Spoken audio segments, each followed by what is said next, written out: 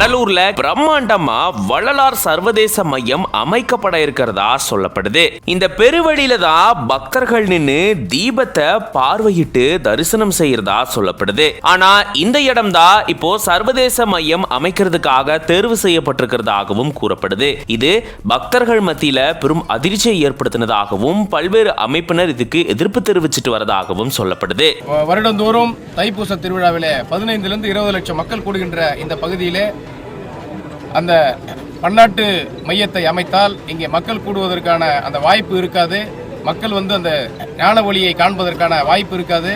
வள்ளலார் அவர்கள் சொன்னது போல இந்த பகுதியில் மக்கள் ஞான ஒளியை பார்ப்பதற்கான அமைக்கப்பட்ட இந்த பெருவெளியில் வேறு எந்த ஒரு கட்டிடங்களோ வேளாண்மையோ மரச்செடி கொடிகளோ எதையும் நீங்கள் இங்கே கொண்டு வரக்கூடாது என்று வள்ளலார் அவர்கள் வாழ்ந்த போதே அறிவுறுத்தியதை மருத்துவர் ஐயா அவர்கள் இந்த அறிக்கையில் இன்றைக்கு சுட்டிக்காட்டியிருக்கிறார்கள். இதையெல்லாம் கருத்தில் கொண்டு தமிழக அரசு இதனை கைவிட வேண்டும், இந்த நிகழ்ச்சியை ரத்து செய்ய வேண்டும். இல்லை என்று சொன்னால் கண்டிப்பாக பாட்டாளி மக்கள் கட்சி இங்கு இருக்கக்கூடிய இந்த பகுதியில் இருக்கக்கூடிய இந்த 106 ஏக்கர் நிலங்களை வழங்கிய இந்த மக்களோடு இணைந்து சன்மார்க்க சங்கத்தினுடைய நிர்வாகிகளோடு இணைந்து மாபெரும் போராட்டத்தினை கையில் எடுக்கும்.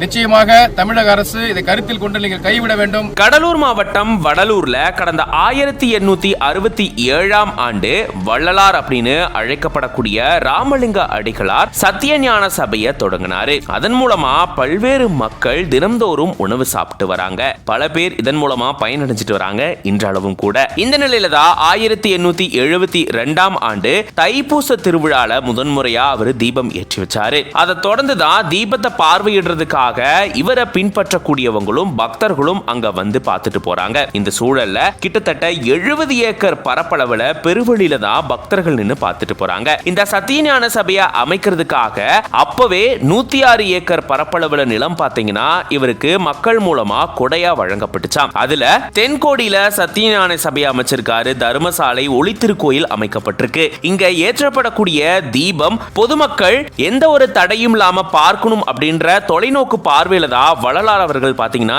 70 ஏக்கர் பெருவெளிய மக்களுக்காக ஒதுக்கி இருந்தாராம். அங்க இருந்துதான் பொதுமக்கள் பார்வையிட்டு வராங்க. ஒவ்வொரு ஆண்டும் தைப்பூச திருவிழாவுக்காக 10 - 15 லட்சத்துக்கும் மேற்பட்ட பொதுமக்கள் இங்க வந்து இந்த தீபத்தை பார்வையிட்டு தரிசனம் செஞ்சுட்டு போறதா சொல்லப்படுது. ஆனா இந்த இடத்துல சர்வதேச மையம் அமைக்கப்பட்டா தைப்பூச திருவிழாவுக்கு வரக்கூடிய மக்களால தீபத்தை பார்வையிட முடியாது, மக்களுடைய வருகை குறைஞ்சிடும் அப்படின்னு பல்வேறு அமைப்பினரும் இதுக்கு எதிர்ப்பு தெரிவிச்சிட்டு வராங்க.